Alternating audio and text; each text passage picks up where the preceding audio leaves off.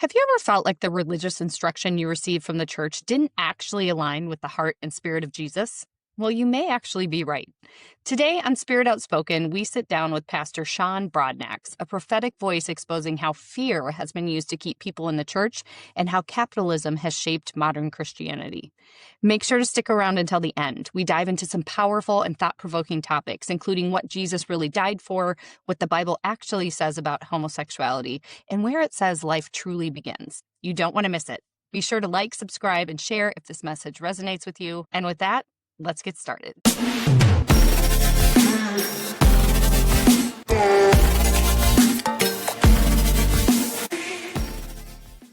Shawn, I have to tell you that when I found you on TikTok, I immediately called Jasa, and I was like, oh my God, you have to listen to this guy. Here's what I love about it is I actually about 2 years ago had written down a list of all the things that I was personally struggling with Christianity, things that had been taught to me, things that just were not sitting right with me. And I kind of tucked it away in my Bible and was like, here's my list, God, all the things that I really want to know and understand and have truth about. And I feel like I found you, and you speak to all of those things. I'm glad to hear that. I absolutely love it. So can you just kind of talk us through a little bit about your church, a little bit about, you touch on a lot of controversial stuff. So homosexuality, abortion, women's roles, traditional marriage. I mean, all of kind of like the hot button topics, I would say, for a lot of Christians. And often we love a good hot button topic. I mean, So do I. we didn't mean to be controversial, but then all of a sudden we were. We're like, all right, well, I guess we're controversial. It just so happens. Yeah. So just share a little bit about your story and kind of how you've formed your interpretation, where you've gotten some of this knowledge, because a lot of it is probably different from what some people were raised with or taught. Well, knowledge might be different, but my story is probably very similar to most people until one particular point. So I was raised in the mega church, probably one of the first ones around. So it was a very large church, mostly white leadership, but 95% black membership. As I grew up, it was the same evangelical doctrine, but everyone in the church had a different culture than what the leadership of the church had. But when it comes to evangelical doctrine, it was the same doctrine that you would have heard anywhere else. And so I was able to be exposed to things that we wouldn't normally be exposed to in a typical black church, right? Because while everybody else was maybe listening to more urban music, I'll date myself, but we were listening to like Striper or, Petra or these sort of musical groups that did not exist in black culture. But so I had this mixture of experiences. And so as I got older, I began to be involved in church a lot. And I began to lead worship. And then I eventually became a Christian hip hop artist, which would kind of make sense to the way I do presentation, right? So everybody was like, how do you do alliterations like that? I don't know. I've been doing it for 30 years. I can't help. But I eventually became a Christian hip hop artist. And I had been that for a very long time. I was very involved in church. So I was very, very, very involved in church, like leading a youth group or leading worship or doing something. I was a church kid, like church kid. I could never claim anything else other than church kid. So I was the kid that wanted to be at church if I was off of school. Right. And again, I was at a very big church. And so, church was cool to us. So as I got older, into my early 20s, had a best friend, and we went to high school together, church together. And it wasn't until he was 20 years old that he came out and told me he was gay.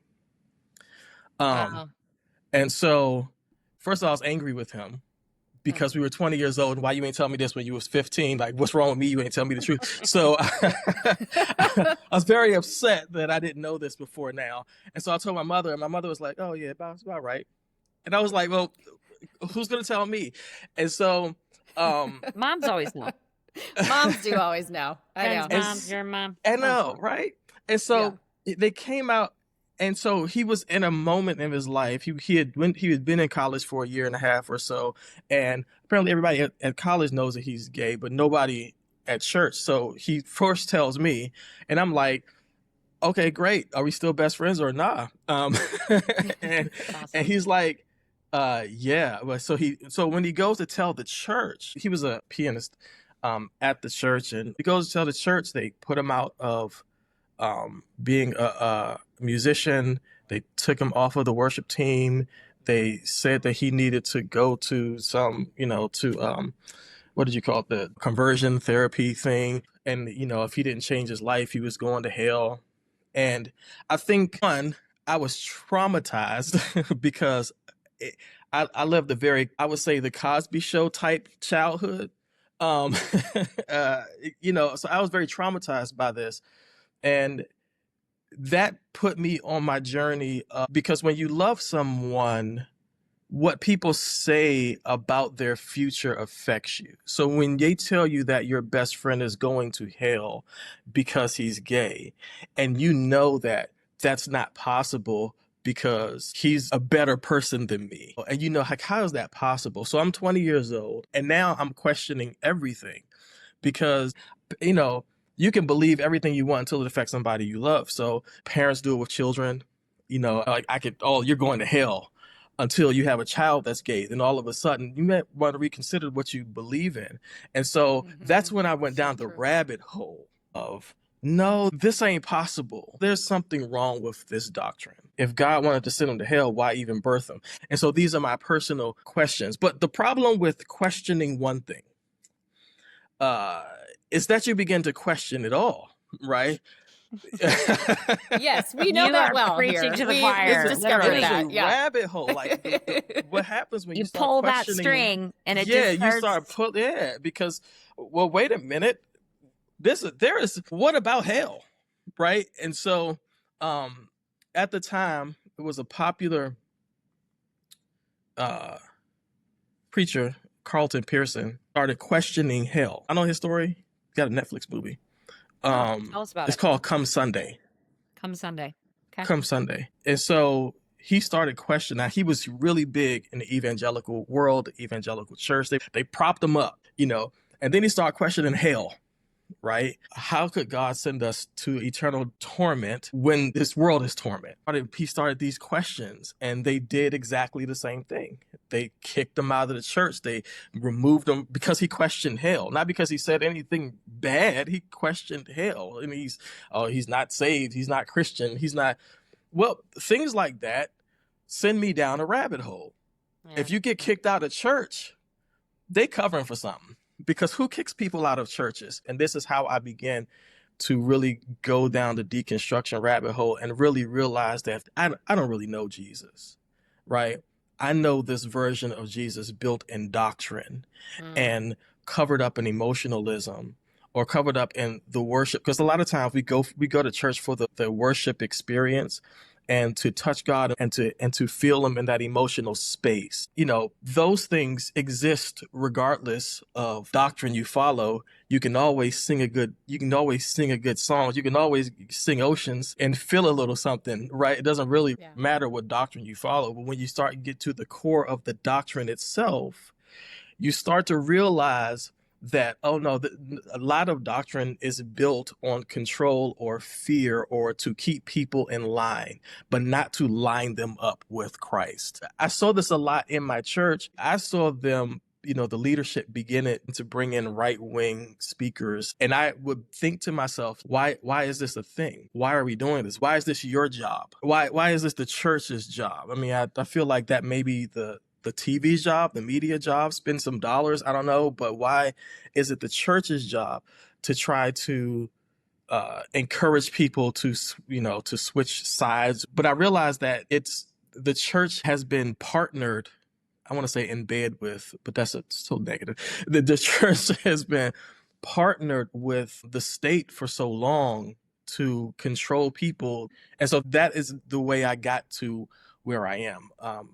And really being a person who wanted to have an authentic relationship with Jesus, to study the word. I am the person that if it's not in the word, you're lying or it doesn't exist. I am very much a prove it in the Bible person. And once I start studying something, there is no end that I won't finish. Like there is no loose end in going down any rabbit hole of anything. So you can't. You and Jasa are very similar. Yeah, you can't. I mean, I am too, but you seem like you two are kindred spirits in that way. Yeah, I'll go all the way down. Like we'll go all the way into search the rabbit. for truth. I know. I need details and examples and all types of stuff. So as time went on, then it became being the associate pastor and then eventually starting Talkers. That's how I got to where I am. I have a strange story, and I'm only telling you like 0.3% of it. No, I mean, listen, interesting people come from interesting paths. Yeah. So a couple of things. I think one thing that Rachel and I have realized as we've matured on our spiritual journey, the more people that you're exposed to and the more you understand that the people sometimes that aren't fitting within this religious box that we've put them in are sometimes the most beautiful, loving, Christ-like human beings you'll ever meet. And then it becomes really difficult to reconcile, well, the people that are in the box, I'm not seeing behaviors or the fruits of the Spirit that we're supposed to be feeling, right? So it opens you up to say, okay, well, maybe these definitions that we were raised to believe, maybe those are more like the human construct of things. And we've kind of gotten in our own way of interpreting the original message of Christ.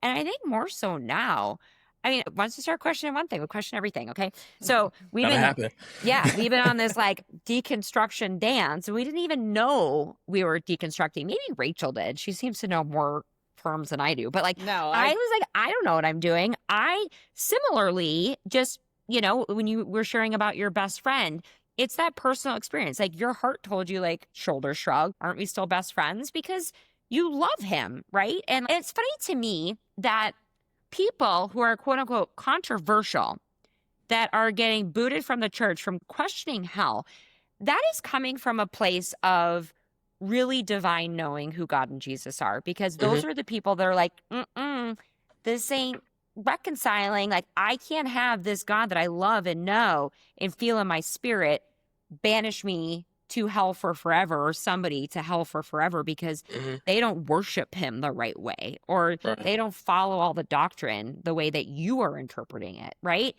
So, I mean, it's refreshing that there are authority figures, pastors that are embracing really what, Rachel and I have been called to explore. I mean, you're out there teaching the good word. Yeah. And I think a lot of our listeners, too, are on a similar journey. They were raised in, maybe it's fundamentalist or maybe evangelical, or maybe they grew up with no faith and they don't want to dive all the way into the Christianity maybe that they're seeing, and they don't know that there's alternative versions.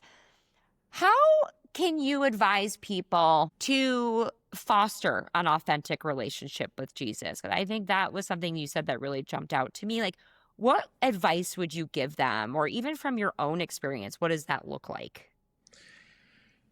So my relationship with Jesus comes at a very, very young age, right? I didn't know that I was doing things different than everybody else because I took to heart that relationship with Jesus, and I didn't understand, the doctrines. I didn't understand that stuff, like doctrine or theology or any of that. That crap doesn't make a difference to a 12-year-old, right? And so I think authenticity and just where your heart stands. So one of the things I talk about a lot is reading the Bible through the lens of love and then the lens of just purity. My heart wants to have a relationship with God. My heart wants to connect to the Spirit in authenticity. And so I think authenticity is where you start with your walk with God, right? I want to do this because I want to do it. I don't want to do this for any other purpose. One of the interesting things about church, and I think one of the things that hurts the most when people break away from church, is the aspect that church doesn't necessarily mean that everyone here is here for Jesus. It is just what we say, and our heart may not be here for Jesus. And the problem with that is we don't necessarily always know that our heart isn't here for Jesus. Sometimes being a part of a community of the church is what you really needed. So Jesus, yeah, blah, blah, blah, blah, blah, my friends are here. Or feeling important, which is just a human trait, like feeling needed, feeling a part. All of those feelings are what people connect to church. And not that any of those things are bad, but if we don't have a heart for Jesus, a heart for God, a heart to continue to seek him further and to continue to be deeper with him and pray together, then church just becomes school, or it becomes college, whereas for some of us, belonging is enough, right? Being a part of it is enough. Some of us will know what a person is teaching is antithetical to what Jesus would have taught, but it's more important to stay up to because these are my people than it is to stand up for what is right. Because I was never here for what is right. I was always here because these are my people, and that's it, and that's enough. And I think what we see in our culture these days, we see a bunch of people, they weren't necessarily there for Jesus. They were here because these are my people. And in order to really get with Jesus, Jesus has to be more important than your people. And then you have to be able to say, I'll take Jesus over you. And I don't think most people are ready for that. When that means I have to break away from every reason that I'm here in the first place, which may have just been because this is the place that accepted me. And this is the place where I feel like I fit in, or this is the place where I can sing and get on stage and these are the people that, say amen to my preaching, or I can lead here. And I think that a lot of times we get involved in church for those reasons of not wanting to be alone. And so Jesus becomes way down the level of importance. I think when we put Jesus back on the forefront and we open our heart to him and decide that regardless of where it puts me in life, I'm going to cut off the world and just study. I know that if you guys have been on deconstruction paths, you've had to cut off the world and just study for yourself. It's in that studying for yourself that you realize, oh, this is the real Jesus. But if you stay within the confines of your humanity, you miss it. Hope that makes sense. Makes absolute sense. I love it. So many things you just said. I mean, personally connect with me. I mean, as you start to get those little prompts and you start to question, it's a scary feeling sometimes. Yeah. For a lot of us, this is everything that we have built our life upon. And to start pulling at those threads, I mean, Jason and I have talked a lot how you do start to feel like you're just on very unsolid, shaky ground. Yeah. And that can be scary. And we also talk a lot about how people are so afraid to do that. I mean, fear has been sadly such a part of so many churches, and people are afraid to question, and they're afraid to ask those questions and seek. Can you talk a little bit about that? How you see fear playing into that? I mean, whether it's fear of hell, fear of questioning, what can help people get to the point where they feel safe doing that? So fear is the primary method of what keeps people in most churches. And that is a hard thing to say because it's fear on both sides. So the church fed the fear because the church had the fear, if that makes sense. If I fear losing you, but your fear will make you stay, I'm going to feed you the fear so that you will stay. Because I live in a capitalist society and the rent here is expensive. And in order for me to pay the rent, the corporate structure that we have designed for churches is based upon how many people are there, giving a percentage of their income to make sure the bills here are paid. And we can call it a nonprofit if we want to. That doesn't matter. This is a capitalist society, and that's how capitalism works. So it is in the best interest of most churches to make sure you stay in fear, because as long as you stay in fear, you stay there. So that's fear on both sides. So you're fed the fear but the people who are feeding you the fear are also afraid because your liberation may cost them something. And the cost may not just be you. It may be everything, everyone you're connected with. Because if you begin to talk about the liberation that you are feeling, that puts in jeopardy the place in and of itself. And I think one of the things that is detrimental to our church is the capitalist way that we do church. That fear is real, but you have to understand that fear is being fed. Right? The Bible talks a lot about not being afraid, right? But we're going to ignore those parts of the Bible because it doesn't fit the narrative.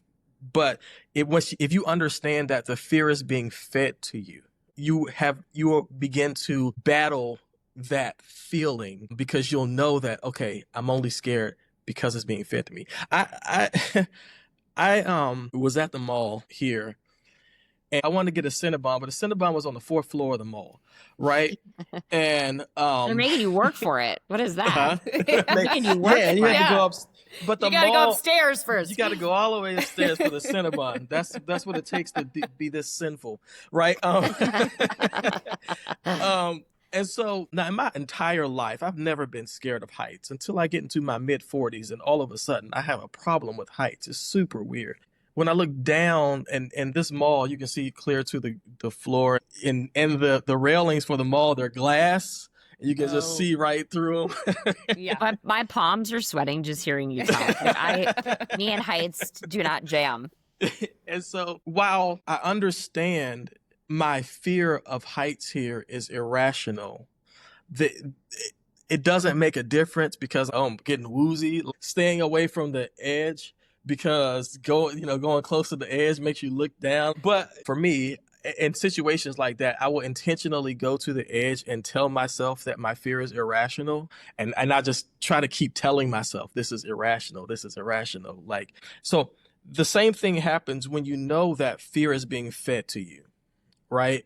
And you know that the fear of something is not necessarily rational. Is it somebody telling you to be afraid? So you are reacting to what you've been taught. But if you go to the edge and just say, I know that I'm scared because I've been taught to be scared, that doesn't make you less scared, but it does make you more powerful in the way you move forward, because it is okay to move forward scared. As a matter of fact, it's safer to move forward scared, right? Is standing where you're standing is actually more detrimental to your future than moving forward even through the fear. And so I think that's what I told people who were saying, I'm scared of this. I'm like, it's scary. Yeah. It's not going to not be scary. But I think what you're saying is important, right? Fear is an illusion in some instances, right? And that knowing the difference between your spirit and your body. A lot of times we'll have physical manifestations of fear, heart palpitations, anxiety, a pit in your stomach, all of that. And trying to separate that from what you're feeling called towards, right? To being like, this is uncomfortable. I don't like this, but I'm going to do it because I'm feeling called to do it, right? Like it's pushing yourself. I love your message around that. I have like a very random question that I thought of that I wasn't really planning on asking. I do random. Okay. I was raised like many Christians, and I would say like the majority of Christians believe this today. So this is where this question gets a little weird. So I understand that Jesus died on the cross for our sins. I have a hard time with the message that like we were inherently bad and that the only way we could connect to God was through us being cleansed of our badness, right? So I'm just wrestling with this. I'm starting to wonder if Jesus, he absolutely sacrificed himself for his message, everything that he was doing. I'm not debating that. But I almost wonder, like, did he come more to remind us and to wake us up versus to save us? Like, what are your thoughts on that? And again, like, I'm not decided. Like, these are just random ass thoughts I've been having, and I love your point of view, and I don't know. Talk to me about that. So we're gonna be very nerdy for a second. Let's nerd Ready? out. Love it. You were taught a doctrine called total depravity, right? Total depravity is literally what you just repeated, right? We are inherently bad. Jesus had to cleanse us. That's called total depravity. It was created by a guy named Calvin, right? John Calvin. It's called Calvinism, right? Who also created a whole lot of other crappy doctrines, but that is a crappy one. That one sucks. Oh, damn you, Calvin. And Of course, his name would be Calvin.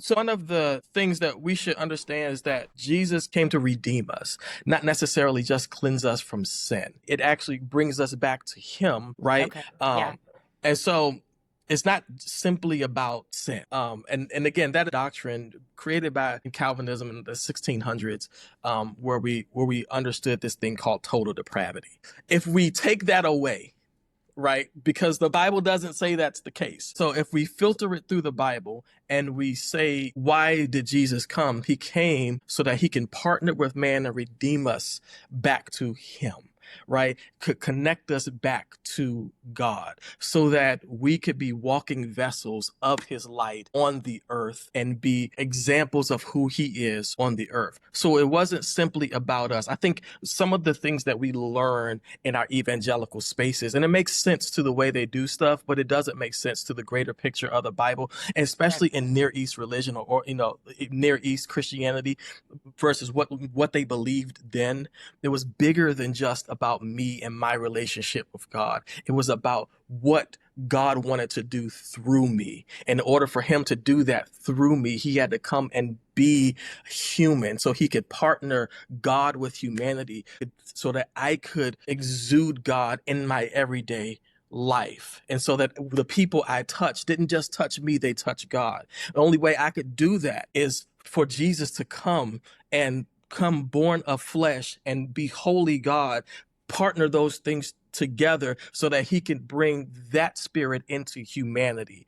And if he could bring that spirit into humanity, I could carry that spirit with me, and I could work in that power and work in that and work in that grace and work in that light and work in that love as I walk the earth. So it was not just simply about God's relationship with me as an individual. It was about what God wanted to do through me, how he wanted to redeem humanity, because God's purpose wasn't specifically for me individually. Jesus' purpose was for humanity as a whole, which includes me, but it's for humanity as a whole. It was one lady on TikTok. She asked a question like, I'm trying to get into this Jesus thing, but only thing I ever hear about is forgiveness of sin. Like, just keep asking for forgiveness and asking for forgiveness and asking for forgiveness. And it's like, forgiveness is cool and asking for forgiveness is a thing. But this is bigger than just you and Jesus. This is what Jesus wants to do through you. And I think that is the most important question you could really ask is, God, what are you trying to do through me, not just for me? Hopefully that answers that question. I feel like I'm just rambling with y'all. No, you're not.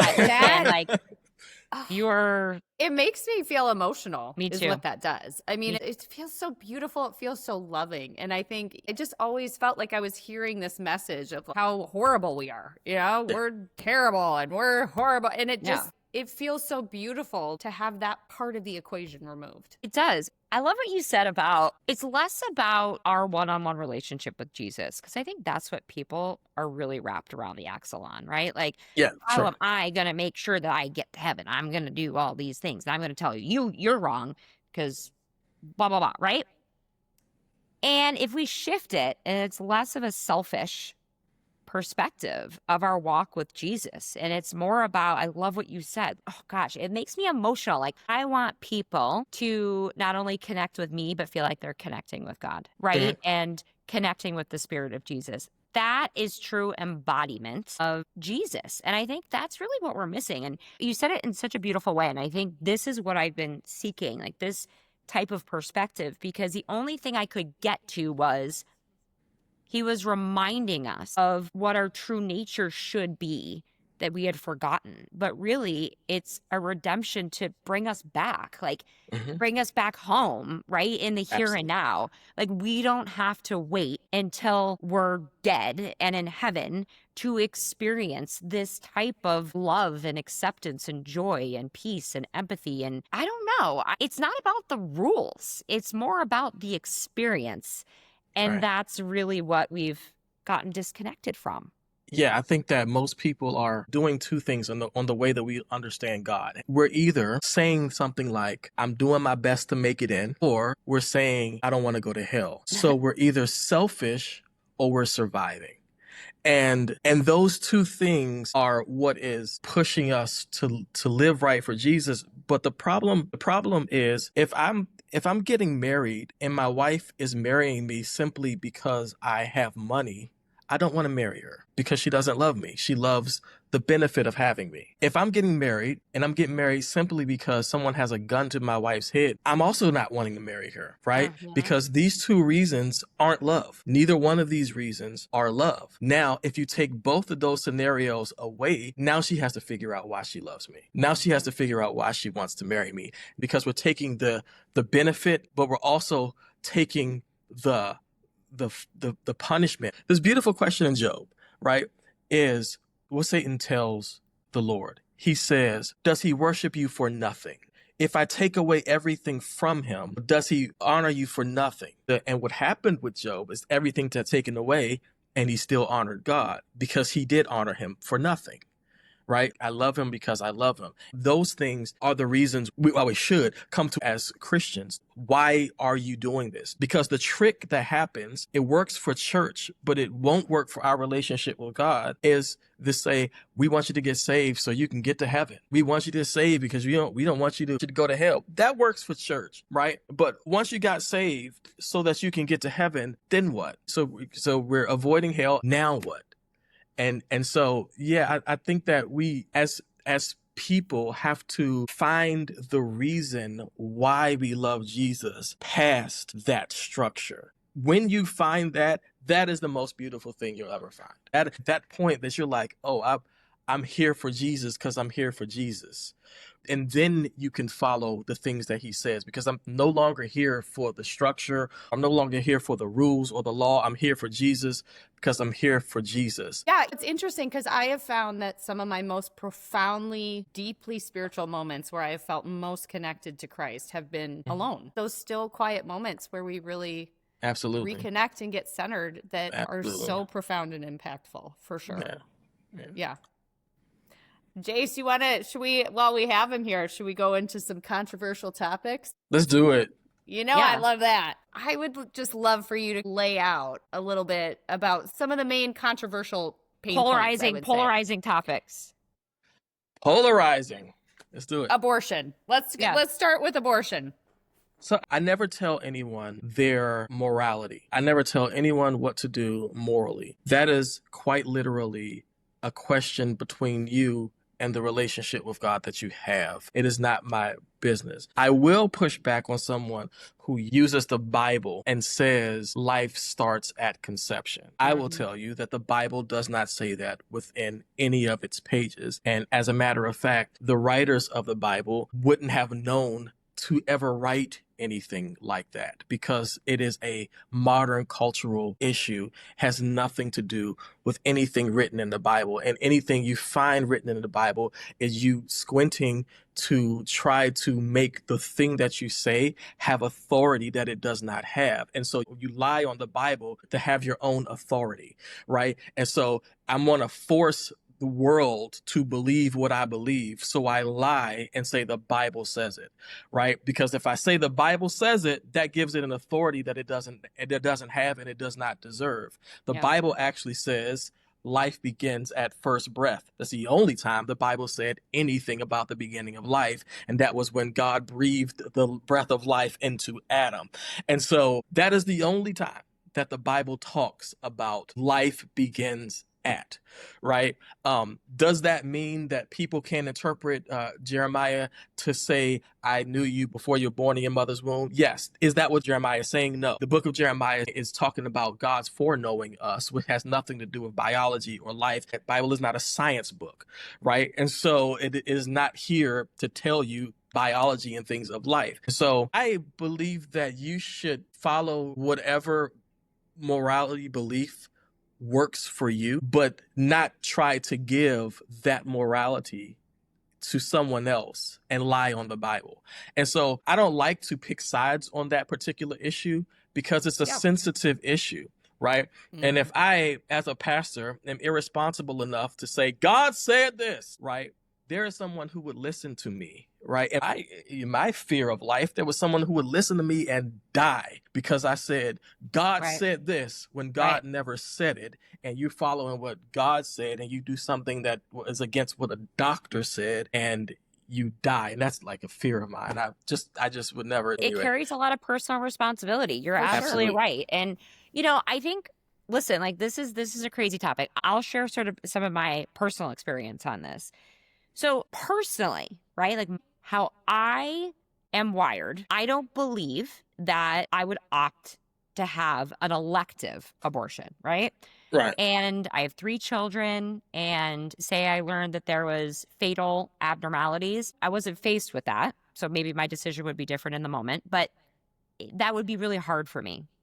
But as a Christian, I do not feel that it's anywhere appropriate for me to decide what anybody else does in that moment. And like, for what it's worth, I almost had to get an abortion. They thought it was an ectopic pregnancy. I was rushed in and like, thank God it wasn't, but that would have been a quote unquote abortion. And, so it's somebody that would try their best to avoid it, right? Like I would try my best to avoid it, but I would want that option for myself and others if they needed it, because it feels like the most compassionate thing to do. Like, well, sure. That's where I struggle. I'm like, it feels harsh to say what you can and can't do with no nuance or context. That's where I struggle. It's a matter of valuing personhood. And so there are some people who value the possibility of life over the life that already is, right? And it's okay for them to do that. The problem is, do we have the right to value the possibility of life over the life that already is when it's not our decision? And so, unfortunately, the person who has the decision to value themselves or the possibility of life, that person has to have that responsibility. That's in my opinion. That person has to have that responsibility. And you have to be able to make that call with all the information that you have about you and about your situation and all of that stuff. So I think that the morality here, while we may hate it, it's not for us to make the decision that the mother is less important than the child.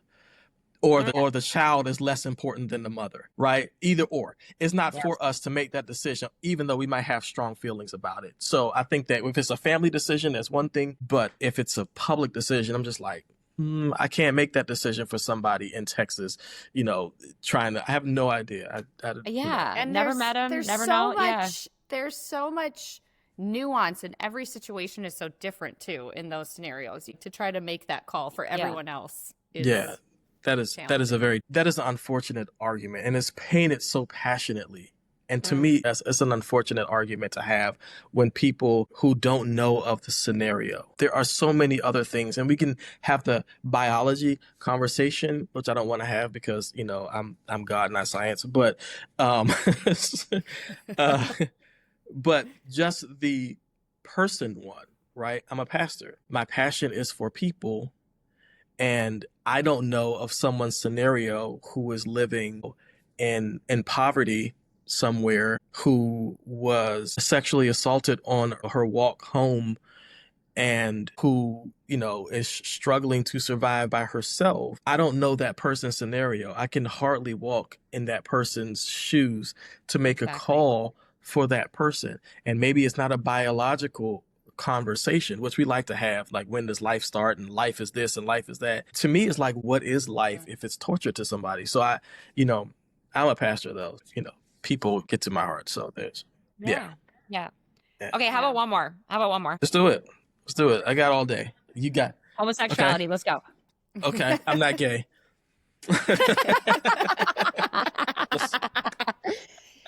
There will be many listeners that will be happy to hear that. I'll just say that.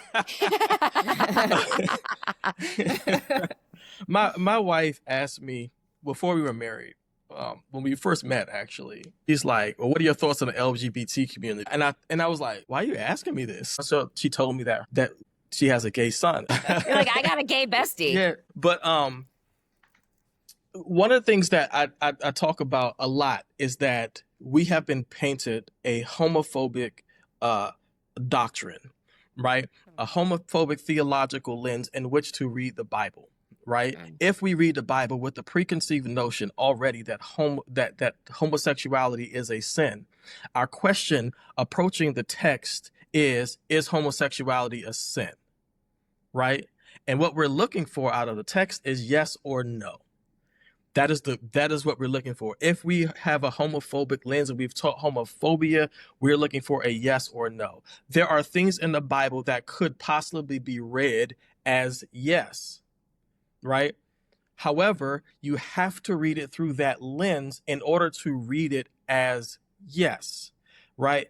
When you begin deconstructing and you begin to remove the theological lens that you were taught to have, you realize that, one, homosexuality didn't exist when the Bible was written. Therefore, it cannot answer yes. Like, this book cannot answer this question, right? Because it didn't exist. And that is hard for people to say. And they're like, well, the word didn't exist. No. Homosexuality, sexual orientation, as we understand sexual orientation, is a modern construct. It did not exist. They would have never known sexuality to be.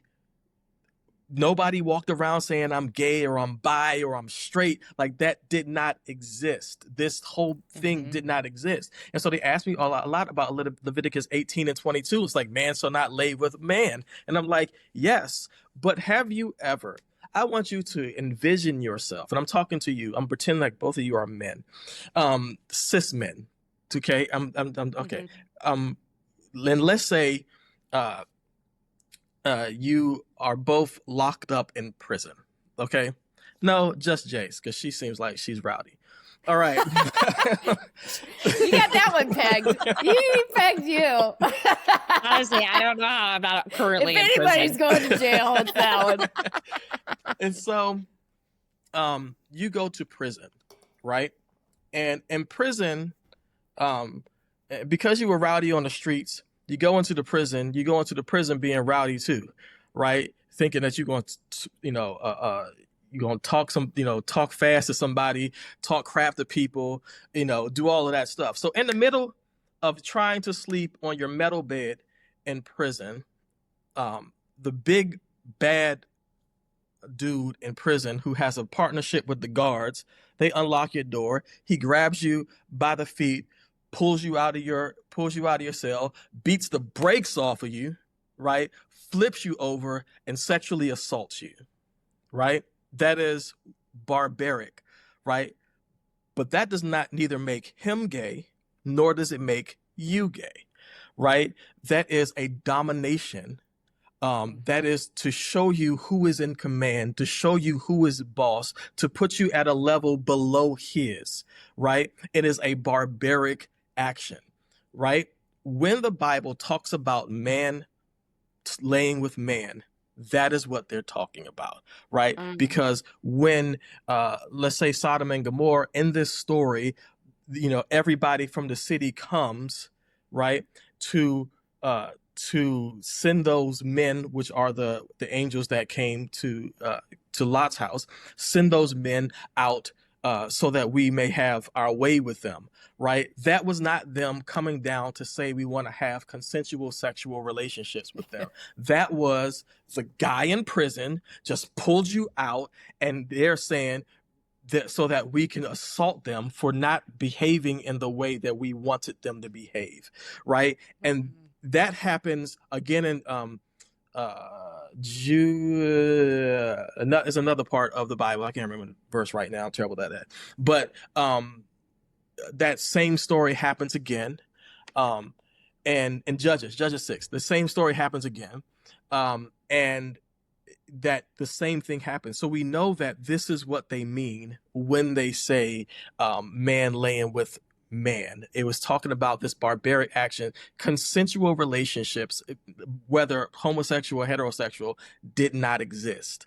Women did not consent to their husbands. That did not exist. It's just not a thing. It was no such thing as we're in love. Later on, men had to be taught to love their wives, but that didn't happen until the New Testament. And so why would this, husbands love your wives, why would that need to ever be taught? Because that wasn't a part of relationships, right? And so women did not have autonomy. They did not have a choice. So consensual relationships just aren't of the framework of this place. And so later on, so when we're talking about sexual assault of men on men or man laying with man, imagine that every single time it's talked about, they're talking about the barbaric nature of that type of behavior. And if you look at the context of every single verse, barbaric behavior makes sense to all of the other malice they're talking about in that same verse. If you go into the New Testament and we talk about the word homosexual in the New Testament that Paul uses in, I think, 1 Corinthians or so, when it says homosexual, well, that's not real, right? It was the 20th century when that word was inserted. The real word is arsenokoitai, and that word is it. We don't really know what that word means, right? It was Paul coined it, and we don't.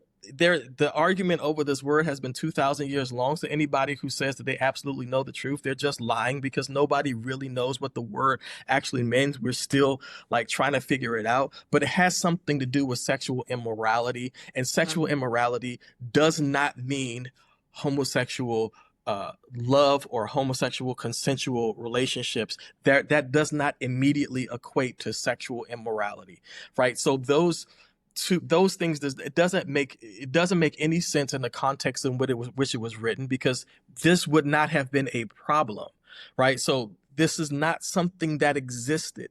Now, theoretically, did gay people exist? Did people who had attraction to same sex exist? Obviously, that's always been a thing, but their cultural argument over it would never have been a public thing. If you had same-sex attraction, you likely wouldn't have ever expressed that attraction. So like that, this is just not a cultural conversation for that time. So the Bible quite literally cannot speak to it. The only way that it can speak to it is you ask it a question and you want a specific answer. But I can ask the Bible anything. If I'm gonna be true, I can ask the Bible anything. I can say, you have blonde hair. Is blonde hair a sin? And I can quite literally go in the Bible and I can ask it that, and the Bible will tell me, yes, sin, don't do it.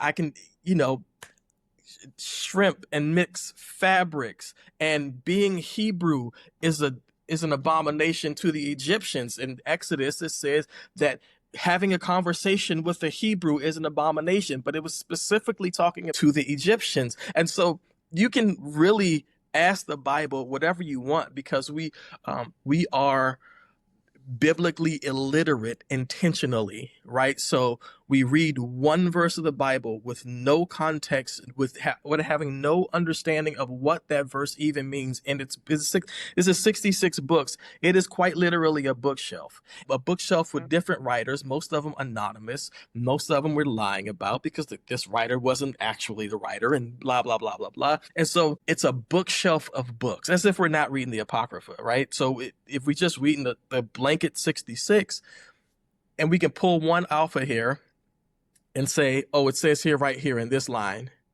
And then we can pull another one off and say, well, this line of this book says this, and this line of this book says this, so it must mean homosexuality is a sin. And it's like having no context of the book or its writer or its where it comes from or any of that. We just blanket take the thing that we want to be against. And I get it. This is a new world. And last century, homosexuality was people who were in a closet. And that's how it existed up until the 1950s. And so we never had to deal with it. Now we have to deal with real people who really exist and they really want to be treated as human. And so we created a theological framework so that we can X these people out of the question and say that they don't deserve to, to have the same rights, basic human rights. And again, that's a misuse of the Bible. Just absolutely, positively misuse. Now, I will not tell anybody. I like to leave room for your relationship with God, right? Because one thing I don't like is lies, right? I'm just personally, I get very offended by lies. And a lie of a person who knows that they're gay, a gay man who knows that they're gay, that would pretend that they're not gay and get into a relationship with a woman who doesn't know that they're not gay and then break her heart when she finds you with a man. Like, to me, that is far worse than just saying, I'm gay. But the church would rather you stay in the closet and break this woman's heart, right? And break her whole will to continue in marriages and healthy relationships and all of that because you are following a doctrine that says that your sexuality can exist. To me, that's heartbreaking, and that is the sin. And anybody who would encourage that, you are the sinner. Yeah. Spot on, man. What month were you born? July. July what? 9th. Okay.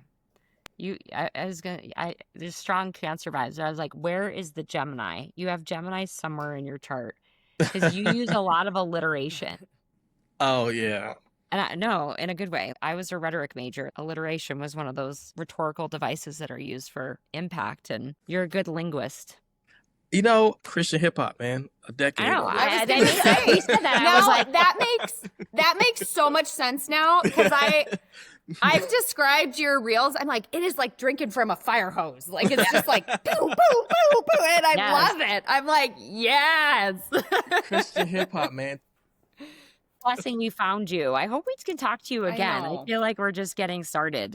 You're fascinating. You have such a really cool perspective. And I think you're going to connect with a lot of our listeners. And I think people are really eager to learn that their own experience and their own intuition of how to approach things is being affirmed by a real life pastor, you guys. Not two chicks from Minnesota who are like a real life pastor, right? Share these ideas. Well, thank you so much. Thank you. Thank you guys. I appreciate it. Thanks for joining us for today's episode. If you're ready to take your spirituality to the next level, be sure to check out our website, spiritoutspoken.com. There you can download free educational resources, read our latest blog posts, and join the Spirit Outspoken community. And don't forget to follow us on Instagram and TikTok at Spirit Outspoken to stay up to date on news, happenings, shenanigans, and all things Spirit Outspoken.